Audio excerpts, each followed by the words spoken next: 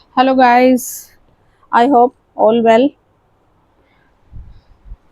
हाँ, तो चलते हैं क्लास में। अब आशा करती हूँ कि आप बहुत अच्छे होंगे और मैं आपके समक्ष एक बार फिर से आपके अनुष्ठान चैनल पर डॉक्टर सुषमा रानी, जो कि आपका एजुकेशनल चैनल है, जिस पे हम NET, JRF, BEd, MEd entrance की तैयारी कर रहे हैं और भी बहुत सारे सी टेट है, यूपी टेट है, इस सब का भी यहाँ पर आपको कुछ ना कुछ सिलेबस कवर होता है।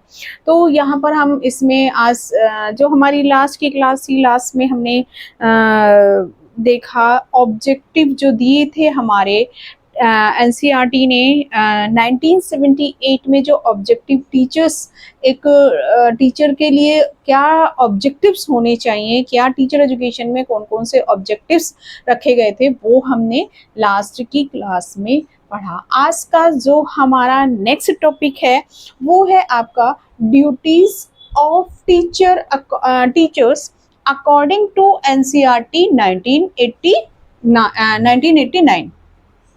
तो अब यहाँ हम देख लेते हैं कि एनसीईआरटी ने एक अध्यापक, एक शिक्षक के कौन कौन से कार्य बताए हैं।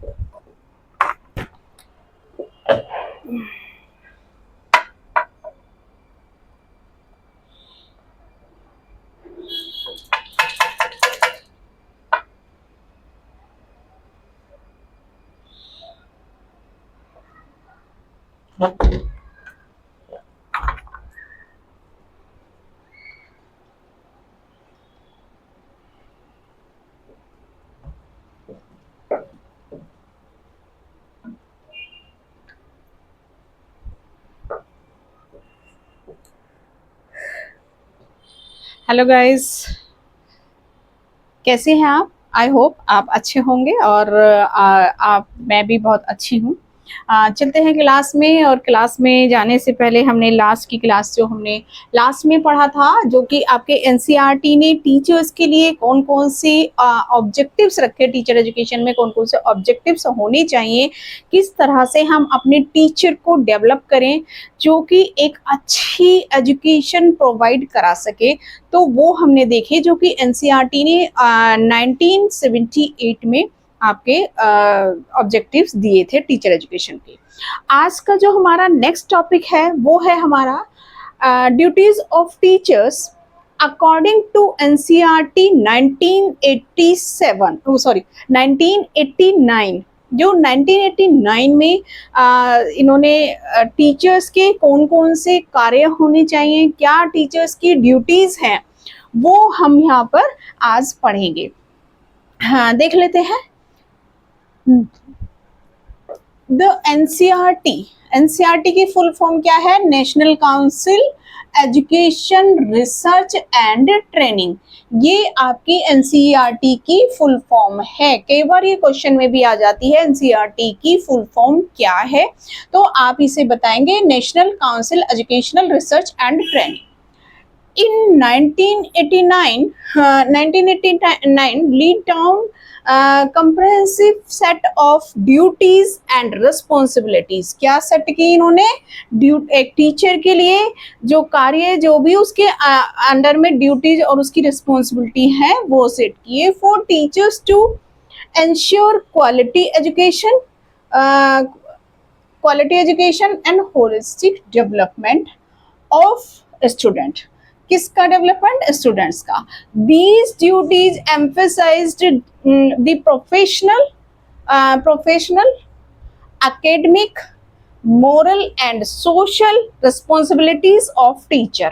यहाँ पर जो आपका एनसीईआरटी ने इनके जो ड्यूटीज फोकस की है, जिसको भी एम्फसाइज किया है, क्या क्या है? एक तो प्रोफेशनल है, एकेडमिक है, moral and social responsibilities of teachers. अब फर्स्ट ड्यूटी है इसमें। फर्स्ट, सबसे पहले भाई टीचर को क्यों, एक टीचर को क्यों अपॉइंट किया जाता है? टीचर्स की क्या ड्यूटी है? टीचर्स को पढ़ाने के लिए अपॉइंट किया जाता है। जिससे कि वो बच्चों को अच्छे से पढ़ा सके, अच्छे से उनका एकेडमिक, है ना, एकेडमिक नॉलेज प्रोवाइड करा सके। और एकेडमिक नॉलेज वो तभी प्रोवाइड अच्छे से कराएगा जब वो खुद से स्किल्ड उसके डेवलप होंगे, खुद से उसको जो वो ऑब्जेक्टिव हमारे एनसीईआरटी ने टीचर्स के लिए रखे थे वो उनसे फुल फ्लैश होगा। तो यहाँ पर बच्चों के लिए एकेडमिक ड्यूटीज उसके कार्य है टीचर के teaching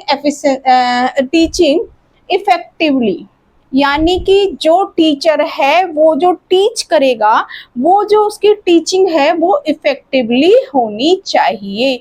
effectively in the sense कि जो भी इनपुट बच्चों में डाल रहा है, जो भी वो अकॉर्डिंगली सिलेबस बच्चों को इनपुट दे रहा है, तो क्या उसका आउटपुट प्रॉपरली आ रहा है या नहीं आ रहा है, ये भी टीचर को चेक करना है। तो यहाँ पर हम देखेंगे delivering subject content with clarity and using appropriate teaching methods. जो भी आपके सब्जेक्ट हैं, जो भी टीचर डिलीवर करता है, हर एक टीचर की अपना सब्जेक्ट होता है। लाइक आप अगर एजुकेशन में हैं तो आप एजुकेशन में आपकी लाइक फिलॉसफी है, आपकी टेक्नोलॉजी है, कंटेम्प्रेरी इंडिया है आपकी, देन आपकी एसएसटी है, हिंदी है, कोई भी सब्जेक्ट हो सकता है। तो जो भी सब्जेक्ट आपका डिलीवर करना है वो आपका वो इफेक्टिवली एक तो डिलीवर करे और उस सब्जेक्ट में उसको कमांड हो, जो भी वो कंटेंट दे रहा है उस कंटेंट में वो खुद क्लियर होगा, तभी वो आगे क्लियरिटी दे पाएगा, बच्चों में इनपुट क्लियरली दे पाएगा।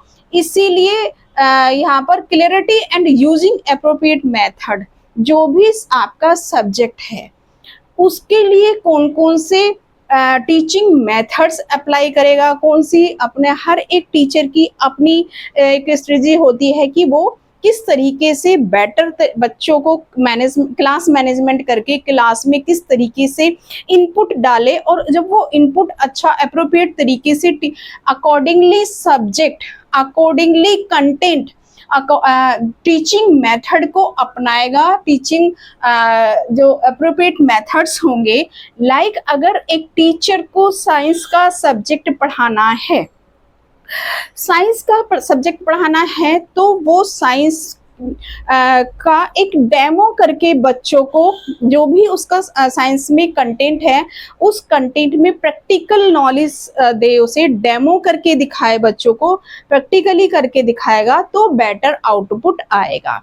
ऐसे ही अगर एसएसटी पढ़ानी है, एसएसटी पर आपको टीचर को पढ़ाना है तो उसको एक मैप दिखाना है, लाइक इंडिया का मैप दिखाना है, लाइक यूएस का मैप दिखाना है, यूक्रेन का दिखाना है, रूस का दिखाना, किसी का भी मैप दिखाना है, या उसमें कोई प्लेस उसको दिखाना है, या ज्योग्राफिकल कोई नॉलेज देनी है, तो वो उसको ग्लोब पर दिखाएगा, जिससे कि उस बच्चे की जो नॉलेज है वो जो एक प्रॉपरली वो समझ पाए। ग्लोब पर जब बच्चा देखेगा इंडिया का मैप इस प्लेस पे है, नॉर्थ में है, ईस्ट में है, वेस्ट में है, कौन सा वर्ल्ड मैप में कहाँ पर इंडिया की सिचुएटेड है, वो उस मेथड को अपनाकर बच्चों को दिखा सकता है कि आप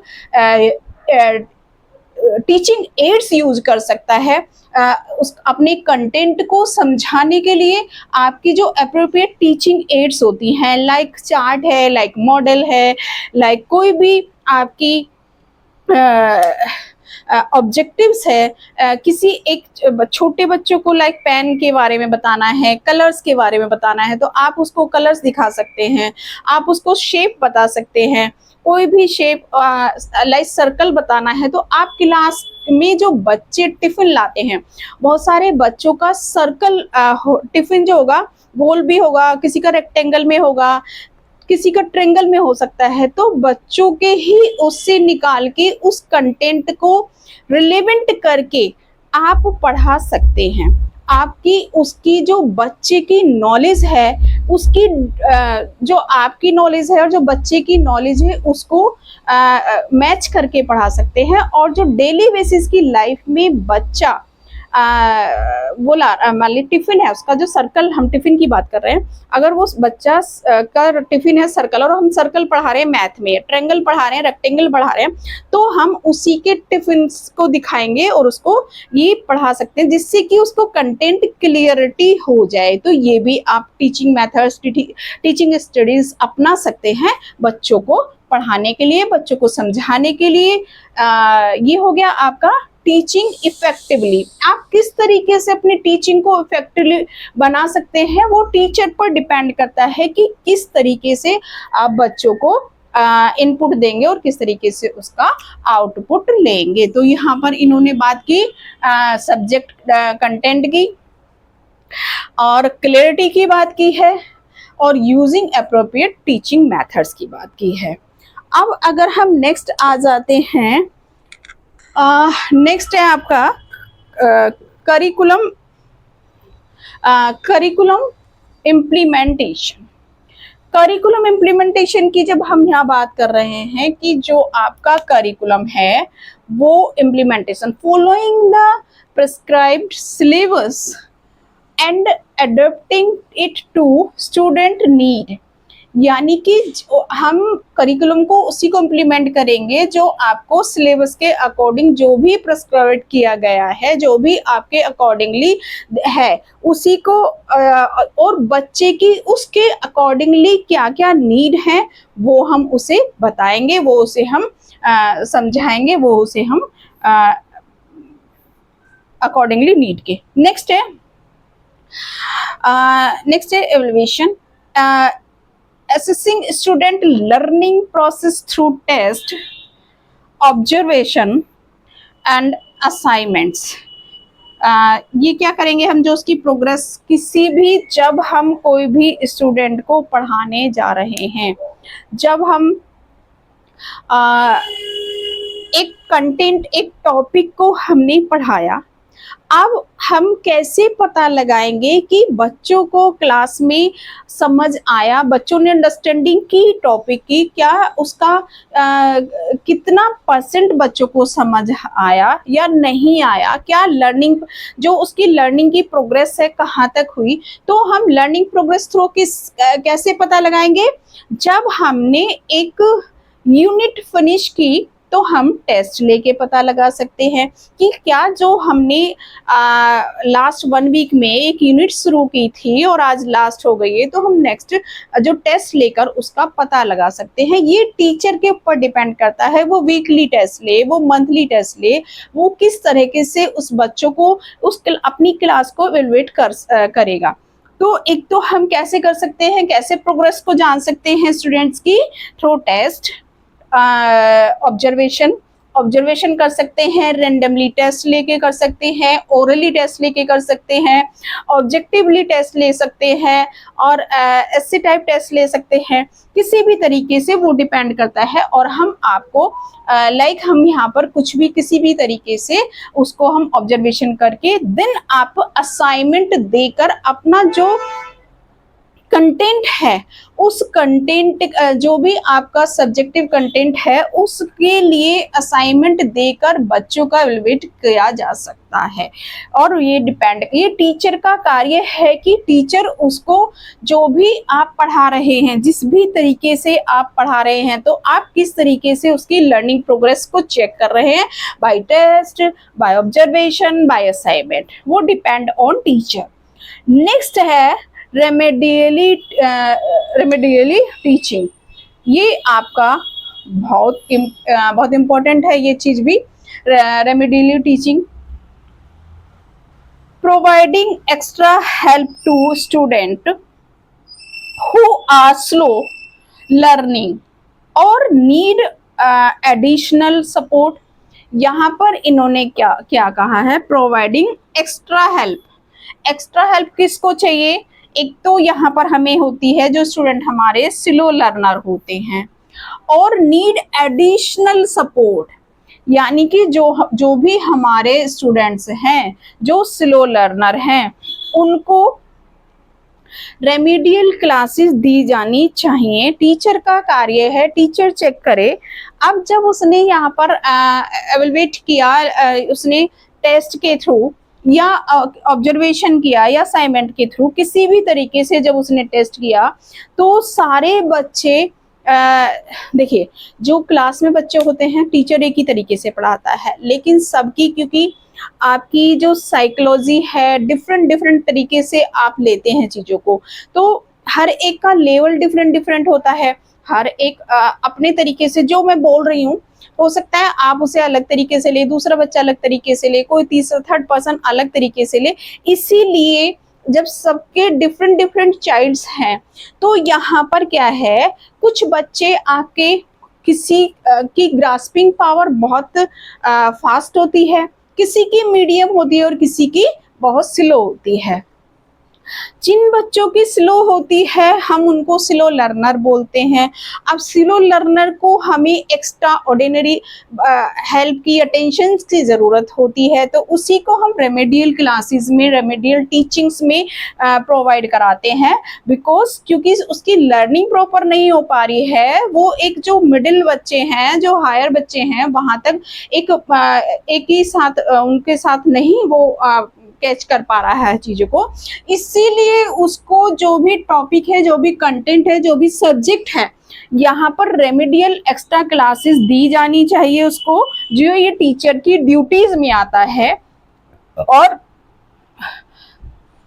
नीड एडिशनल सपोर्ट, और अगर उसको किसी भी तरह की एडिशनल सपोर्ट की ज़रूरत है चाइल्ड को या स्टूडेंट्स को, तो भी टीचर की ड्यूटी है वो उस चाइल्ड को, या एक चाइल्ड हो सकता है, 2 हो सकते हैं, 3 हो सकते हैं, 4 हो सकते हैं, 5 भी हो सकते हैं, तो उनको रेमेडियल क्लासेस में उनकी जो प्रॉब्लम्स हैं वो सॉर्ट आउट करे।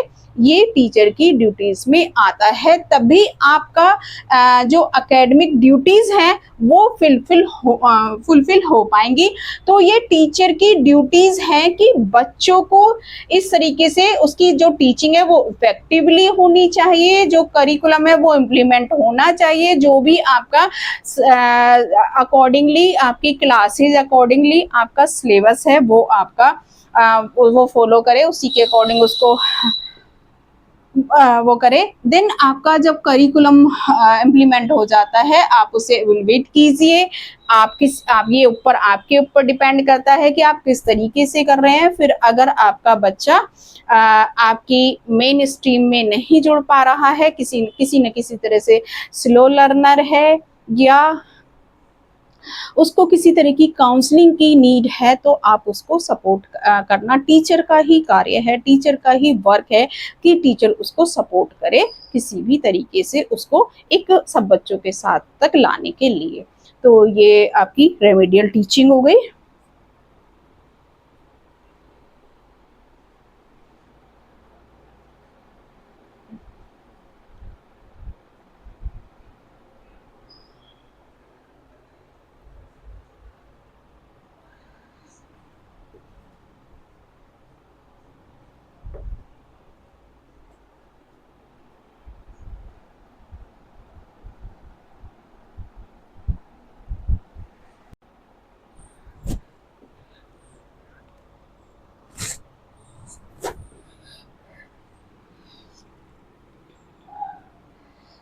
नेक्स्ट है इसी में moral and ethical duties.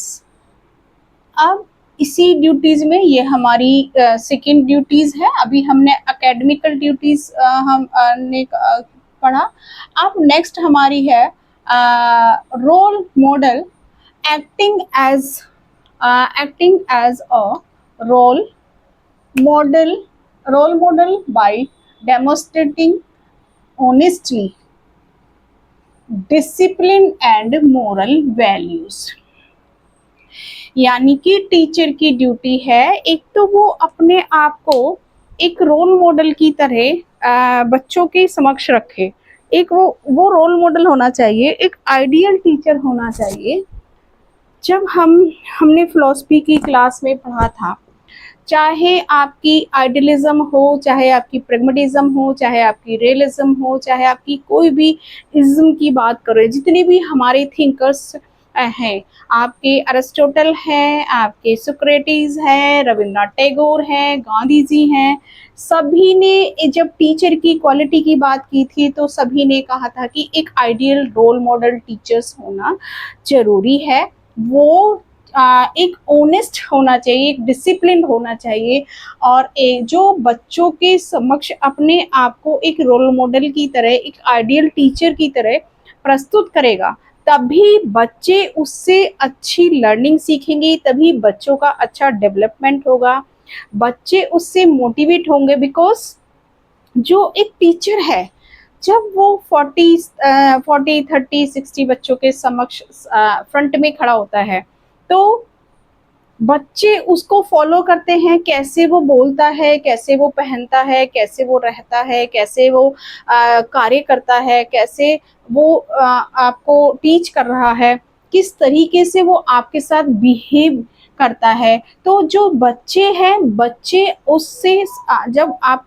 Front में खड़े हैं तो बहुत सारी चीजें वो आपकी फॉलो करता है। इसीलिए टीचर को एक रोल मॉडल होना चाहिए। तो उसे इस तरह से एक्ट करना चाहिए कि एक तो वो ऑनेस्ट हो, डिसिप्लिन हो, और उसके अंदर मोरल वैल्यूज हो, जिससे कि वो जब वो खुद इन सब चीज़ों से लेस होगा, तभी वो उनको जब इन सब चीज़ों से फुलफिल होंगी, तभी वो आगे उन बच्चों को सिखा पाएगा, तभी वो उनसे कह पाएगा। जैसे कि हम एक यहाँ पर गांधी जी का एग्जाम्पल लेंगे।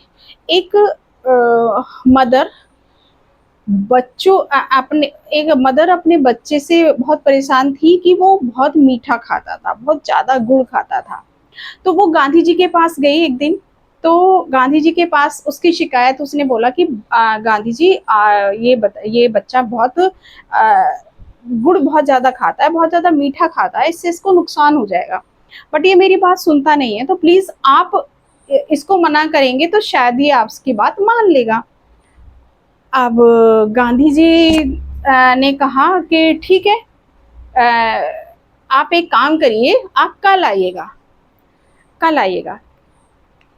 अब ठीक है, वो चली गई, अपने बच्चे को लेके चली गई। तो फिर उन्होंने वो नेक्स्ट डे आती है।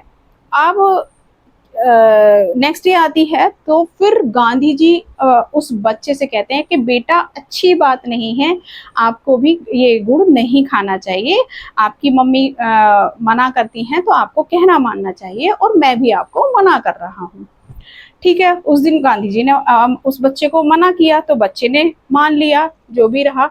तो फिर उसकी मदर ने पूछा कि गांधी जी एक बात बताइए कि जब मैं कल आई थी, सॉरी, नेक्स्ट डे नहीं आई थी, after some days, some few days या 15 डेज या 1 मंथ बाद बुलाया था, तब वो आई थी। तो गांधी जी ने कहा, तब वो आई थी और तब गांधी जी ने मना किया था। तो गांधी जी ने कहा कि उसने पूछा कि आपने मेरे को उस दिन जब मैं आई थी तब क्यों नहीं मेरे बच्चे को मना किया, तब क्यों नहीं आपने ये चीज़ बोली कि भाई तुम गुड़ मत खाओ। तो वो बोले, क्योंकि मैंने इसलिए मना नहीं की कर पाया, मैं खुद बहुत ज़्यादा गुड़ खाता हूँ। मैं जब मैं ही उस चीज़ को फॉलो नहीं कर रहा हूँ तो मैं किसी को कैसे कह दूँ कि तुम भी इस चीज़ को इम्प्लीमेंट करो। इसीलिए हमें इस तरह का टीचर बनना चाहिए, इस तरह का टीचर होना चाहिए, एक ऐसा आइडियल कि जो हम में पहले वैल्यूज़ हो, हम में पहले एथिक्स हो, मोरल वैल्यूज़ होने चाहिए, हम ऑनेस्ट होने चाहिए, हमारे अंदर ब्रदरहुड की भावनाएं होनी चाहिए, तो तभी हम किसी को सिखा सकते हैं। तो यहाँ पर ये टीचर्स की जो ड्यूटीज़ में ये है कि वो डिसिप्लिन हो, उसके अंदर मोरल वैल्यूज़ हो, वो ऑनेस्ट हो, यहाँ पर एक रोल मॉडल की तरह वो अपने आप को बच्चों के सामने रखे, ये उसकी ड्यूटीज़ में है। नेक्स्ट है promoting national integration. National integration increase values of unity। क्या करना है, किस चीज को प्रमोट कर रहा है, values of unity, democracy and secularism among student. यानी कि टीचर ये सब जो आपकी किस चीज को प्रमोट करे, नेशनल इंटीग्रेशन को, वैल्यूज को, वैल्यूज ऑफ यूनिटी, यूनिटी की वैल्यू क्या होती है वो उसको इंक्रेज करे बच्चों में, डेमोक्रेसी को इंक्रेज करे।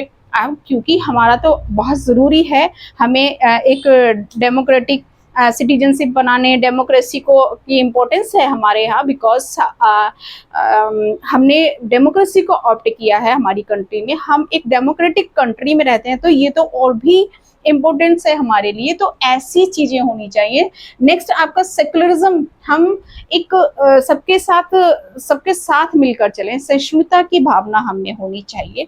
तो ये ऐसे एथिक्स, ऐसे मॉरल वैल्यूज होंगी तभी आप दूसरे को सिखा पाओगे, यूनिटी, डेमोक्रेसी और सेकुलरिज्म। नेक्स्ट है आपकी रिस्पेक्ट फॉर डाइवर्सिटी। हमारे जो इंडिया है जहाँ हम रहते हैं या कहीं भी ऑल ओवर दी वर्ल्ड, बहुत हर जगह अलग अलग तरह की डाइवर्सिटीज़ हैं। तो यहाँ पर यहाँ पर इन्होंने बोला कि teaching student to respect different culture, religion and languages, all of the word different diversities से डाइवर्सिटीज हैं यहाँ पर। तो और हमारी जो कंट्री है, जब हम अपने यहाँ टीचर की बात कर रहे हैं, अपने स्कूल्स में टीचर्स की बात कर रहे हैं कि टीचर्स की ड्यूटी क्या होनी चाहिए, टीचर कैसे बच्चों को पढ़ाए, कैसे क्या क्या चीज़ें बच्चों को सिखाए जिससे कि एक अच्छे सिटीजन्स बन सके। तो यहाँ पर उन्होंने कहा teaching student respect different culture, जो हमारा कल्चर है, यहाँ पर हमारे यहाँ क्या है, हिंदू भी है, मुस्लिम भी है, सिख भी है, ईसाई भी है ना, तो सबके कल्चर भी डिफरेंट है, डिफरेंट रिलीजन्स है हमारे यहाँ, तो डिफरेंट यहाँ पे कल्चर भी है। आपके हिंदू का कल्चर अलग होगा, मुस्लिम का कल्चर अलग होगा, सिख का कल्चर अलग होगा, और जो आपकी वो है क्रिश्चियन है उनका कल्चर अलग होगा। तो इसीलिए सब रिलीजियस को, सब धर्मों को ऐसी टीचिंग करनी चाहिए कि सबकी रेस्पेक्ट करे।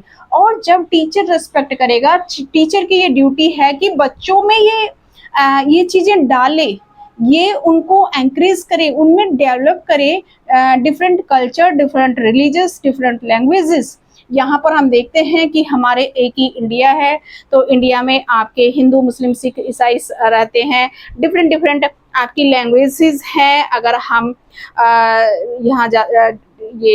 हम जहाँ रहते हैं, जो आपका दिल्ली एनसीआर का एरिया है, यहाँ पर हिंदी बोली जाती है, इंग्लिश भी चलती है। देन आपका अगर हम जाएंगे साउथ के एरिया में जाएंगे तो तेलुगु है, तमिल है, मलयालम है, इतनी सारी डिफरेंट लैंग्वेजेस हैं। आप महाराष्ट्र में जाएंगे, महाराष्ट्रियन है, आप उधर ईस्ट में जाएंगे तो वहाँ की असमी लैंग्वेज है, आप नॉर्थ में जाएंगे तो कश्मीरी लैंग्वेज है। तो डिफरेंट लैंग्वेजेस हमारी, और आप इधर जाएंगे गुजरात में जाएंगे तो गुजराती है, मराठी है, गुजराती है, तो डिफरेंट लैंग्वेजेस है हमारी कंट्री में। तो हमें इनको रेस्पेक्ट करना सिखाना चाहिए। रेस्पेक्ट हर एक बच्चा, जब हम टीचर की ड्यूटीज है कि बच्चे में ये इनकलकेट करे कि वो सभी धर्मों का, सभी कल्चर का, सभी लैंग्वेजेस का हर एक को रेस्पेक्ट दे और हर एक को साथ में लेके चले। तो यहाँ पर ऐसे टीचर्स की ड्यूटीज की बात करती है एनसीईआरटी। नेक्स्ट है आपका एडमिनिस्ट्रेटिव ड्यूटीज। एडमिनिस्ट्रेटिव ड्यूटीज में मेंटेनिंग रिकॉर्ड, जो हम एक स्कूल में, कॉलेज में, किसी भी इंस्टीट्यूशंस में तो बच्चे हैं तो उनका हमें रिकॉर्ड्स भी रखने होते हैं। तो ये भी टीचर की ड्यूटीज में आता है। Keeping up to date attendance registers, marksheet and student profiles. ये एक टीचर की ड्यूटी है कि वो हर एक जो आपका डेली का अटेंडेंस है, जब क्लास में पढ़ाने जाएगा टीचर, तो एक रजिस्टर मेंटेन करना है कि कितने बच्चे आपके क्लासेस अटेंड कर रहे हैं, या जो भी आपका कोई सब्जेक्ट टीचर है, सब्जेक्ट अटेंडेंस क्यों ली जाती है, बिकॉज कि आपके सब्जेक्ट में कितने बच्चे प्रेजेंट है, तो उसका हर एक सब्जेक्ट का अपना रजिस्टर मेंटेन करके रखे। ये टीचर की ड्यूटी है। बिल्कुल अपडेट होना चाहिए कि कितने बच्चे कौन सी डेट में बच्चों ने क्लासेस ली। एक होल्ड रजिस्टर होता है वो भी मेंटेन करना है, जो कि मेन रजिस्टर होता है कि एक मॉर्निंग में कलेक्टिवली सबकी अटेंडेंस एक रजिस्टर में होती है। देन आपकी सब्जेक्टिव अटेंडेंस होती है, तो वो भी आपको अटेंडेंस आपकी अपडेट होनी चाहिए, आपकी सब्जेक्टिव और आपकी होल अटेंडेंस। देन आपकी मार्कशीट, जब आप अपनी कंटेंट को पढ़ाते हैं, जब आपने किसी कंटेंट को पढ़ाया, आप उसको इवैल्यूएट भी करेंगे अपनी क्लास को कि कितने मार्क्स किस बच्चे के हैं, तो मार्कशीट आपकी अपडेट होनी चाहिए। और हर एक स्टूडेंट की प्रोफाइल आपकी होनी चाहिए आपके पास कि आपकी बच्चे कितनी, आपकी क्लास में कितने बच्चे हैं। प्रोफाइल्स इन द सेंस कि कौन से सब्जेक्ट है आपका, आपके जो सब्जेक्ट में कितने बच्चे हैं, कितने एब्सेंटीज हैं, एक आपका प्रोफाइल चार्ट बनता है, उसमें आपके कितने बच्चों ने अटेंडेंस ली, कितने बच्चों ने अटेंडेंस मतलब सॉरी क्लासेस ली, कौन सी क्लास कब कब ली, या उसका एक रिकॉर्ड किस उसमें उसने जो प्रोग्राम्स होते हैं कॉलेजेस में, इंस्टीट्यूशंस में, किस किस में उसने पार्टिसिपेट किया। ये एक टीचर की ड्यूटी है हर एक बच्चे का रिकॉर्ड मेंटेन करना, तो ये एडमिनिस्ट्रेटिव ड्यूटीज में आपका आ जाता है, तो यहाँ पर ये एक कंपलसरी है। नेक्स्ट है आपका डिसिप्लिन मैनेजमेंट।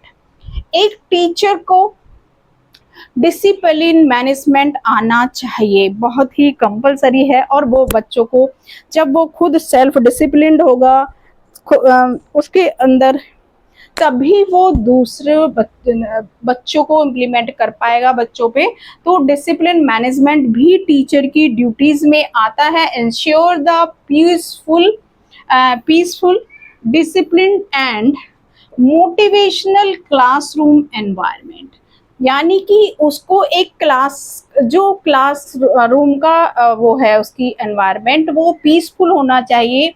जब पीसफुल होगा, एक मोटिवेशनल होगा, मोटिवेशनल स्पीच दे के बच्चों को पढ़ा सकते हैं, मोटिवेट कर सकते हैं, किसी भी डिफरेंट एग्जाम्पल्स दे के आप जो टीचर है वो उनको बच्चों को एंकरेज कर सकता है। तो यहाँ पर यह है कि आप मोटिवेशनल क्लास मैनेजमेंट आपको करना आना चाहिए, टीचर की ड्यूटीज में है। किस तरीके से हम क्लास मैनेजमेंट होता है, किस तरीके से आप क्लास का एनवायरनमेंट हैप्पी रखेंगे जिससे कि लर्निंग प्रोसेस अच्छे से हो सके। नेक्स्ट है पार्टिसिपेटिंग इन स्कूल फंक्शंस। ये भी स्कूल फंक्शन इसकी ड्यूटीज में है, टीचर्स की ड्यूटीज में है कि आपके जो भी इंस्टीट्यूशंस है, जो भी स्कूल्स है, उसमें जो भी जितनी भी एक्टिव होते हैं उसमें एक्टिवली पार्टिसिपेट करना और कराना।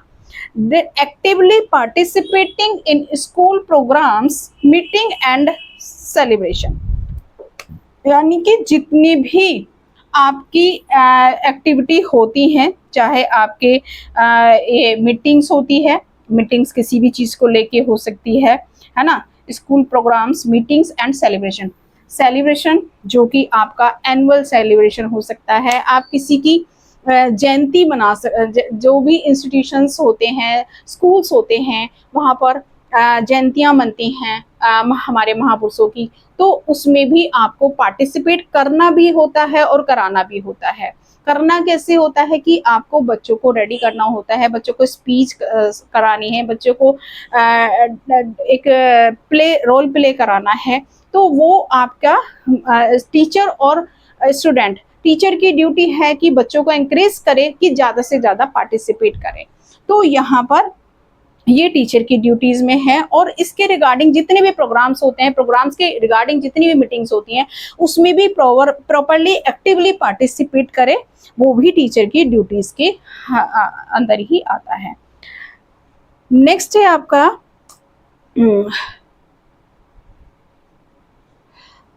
नेक्स्ट है प्रोफेशनल। अब यहाँ पर इन्होंने पार्टिसिपेट कर लिया स्कूल फंक्शन में। नेक्स्ट है आपका प्रोफेशनल। एक जो टीचर है उसके अंदर प्रोफेशनल एथिक्स होने चाहिए। ये उसकी ड्यूटी है, ये भी उसकी ड्यूटीज में आता है कि वो एक प्रोफेशन जो भी कार्य करता है एक प्रोफेशनल तरीके से करे, है ना। तो जैसे कि आप यहाँ पर आपकी ट्रेनिंग है, टीचर को नई नई जो भी टेक्निक्स आती हैं उसको अपडेटेड रहे, उससे ट्रेनिंग ले, किसी भी तरह की क्लासेज, एक्स्ट्रा क्लासेज ले, ऑनलाइन क्लासेज ले सकता है अपने साथियों के, मतलब यहाँ पर उसको इन सर्विस में जो आपकी इन सर्विसेज पार्ट टाइम क्लासेस होती हैं उस वो उन्हें ले, सेमिनार्स और वर्कशॉप अटेंड करे यहाँ पर, है ना। ये collaboration following the professional code, यानी कि वो जितनी भी आपकी सेमिनार्स होती हैं, अपने आप को अपडेट करने के लिए हम क्या करते हैं, आप ट्रेनिंग लेंगे, पार्ट टाइम ट्रेनिंग लेंगे, देन आप अपने साथियों से डिस्कस करेंगे चीज़ों को, देन आप जितनी भी हमारी सेमिनार्स होती हैं टॉपिक्स को लेके, डिफरेंट डिफरेंट टॉपिक्स को लेके इंस्टीट्यूशंस में गेस्ट लेक्चर्स होते हैं, सेमिनार्स होती हैं, वर्कशॉप्स होती हैं, उसमें आप का प्रोफेशनल पार्टिसिपेट होना चाहिए। और फॉलोइंग द प्रोफेशनल कोड, यानी कि आपको प्रोफेशनल कोड, प्रोफेशनल तरीके से बिहेव करना है, प्रोफेशनली एक्टिव रहना है, प्रोफेशनली एक्टिंग करनी है आपको, एक ऑनेस्टली, बट यहाँ पर ये सारी आपको चीज़ें करनी है प्रोफेशनल एथिक्स में, प्रोफेशनल ड्यूटीज में। हाँ, नेक्स्ट है आपका सोशल। सोशल, एक टीचर को सोशल होना बहुत, देखिए जैसे ये टीचर की ड्यूटीज में है, आपको एडमिनिस्ट्रेशन के कार्य भी आने चाहिए, आपको मॉरल और एथिक्स आपकी ड्यूटीज में आता है, प्रोफेशनल आपकी ड्यूटीज में आता है, उसी तरह उतना ही इम्पोर्टेंस है कि एक टीचर की ड्यूटी है वो सोशली भी अवेयर हो और बच्चों को भी अवेयर करे, इंस्टीट्यूशंस के साथ भी कनेक्टिविटी रखे, सोशल जो भी आपकी प्रोग्राम्स होते हैं, सोशल प्रोग्राम्स या जो भी चीज़ें होती हैं कम्युनिटीज़ के। तो यहाँ पर है पेरेंट्स मीटिंग, सबसे पहले हम यहाँ पर देखेंगे पेरेंट्स मीटिंग। जो भी वो टीचर है उसकी ड्यूटीज़ में है कि पेरेंट्स के साथ मीटिंग करे और बच्चों के विषय में पेरेंट्स के साथ डिस्कस करें, अगर कहीं किसी बच्चे को प्रॉब्लम्स है या नहीं है, तब भी वो पेरेंट्स के साथ मीटिंग करें, मंथली मीटिंग हो सकती है, और सभी भी नीड हो पेरेंट्स के साथ मीटिंग कर लेनी चाहिए। कंपलसरी नहीं है कि आप पेरेंट्स मीटिंग 15 डेज में, तब भी आपको नीड लगती है कि भाई बच्चों की यहाँ पर बच्चों के लिए ज़रूरत है, बच्चे के कुछ प्रॉब्लम्स आ रही है कुछ भी, तो पेरेंट्स के साथ मीटिंग करें। कम्युनिटी इन्वॉल्वमेंट, यानी कि जो टीचर है उसका कम्युनिटी के साथ भी पार्टिसिपेट वो करे, कम्युनिटी को डेवलप करने के लिए और एजुकेशन की अवेयरनेस फैलाने के लिए कम्युनिटी के साथ इन्वॉल्वमेंट होनी चाहिए। देखिए छोटी छोटी प्ले करा सकता है, लाइक नुक्कड़ नाटक है, अब हमारी डेमोक्रेसी है, यहाँ पर एक वोटिंग होनी है, तो हम वोट को लेके एक छोटा नुक्कड़ नाटक कर सकते हैं, सोसाइटी में जाके एक ग्रुप बनाएंगे बच्चों का। तो ये टीचर की ड्यूटी है कि टीचर बच्चों में ये अवेयरनेस डाले कि आज आप आपके यहाँ पर ये है इलेक्शन है, तो आप उस पर एक रोल प्ले करें। तो जगह जगह जाके आप नुक्कड़ नाटक करा सकते हैं, जिससे कि सोसाइटी में अवेयरनेस फैलेगी। तो यहाँ पर सोसाइटी कनेक्ट से बच्चे कनेक्टिविटी होंगे, बच्चों की और सोसाइटी की कनेक्टिविटी होगी, एक दूसरे से कुछ जानेंगे और जुड़ेंगे कि हमारे यहाँ पर डेमोक्रेसी है और डेमोक्रेसी में वोट दिया जाता है और वोट का राइट हर किसी को है, उसका हम किस तरीके से यूज कर सकते हैं। तो यहाँ पर ये चीज कम्युनिटी इन्वॉल्वमेंट में हम आ सकते हैं। सिटीजनशिप एजुकेशन, अब सिटीजनशिप एजुकेशन की जब हम बात करते हैं तो हमें सिटीजनशिप एजुकेशन में हाँ, अब हमें एक जो अच्छा गुड सिटीजन होता है उसकी क्या क्या रिस्पॉन्सिबिलिटी होती है, यहाँ पर ये हम बच्चों को सिखाएं।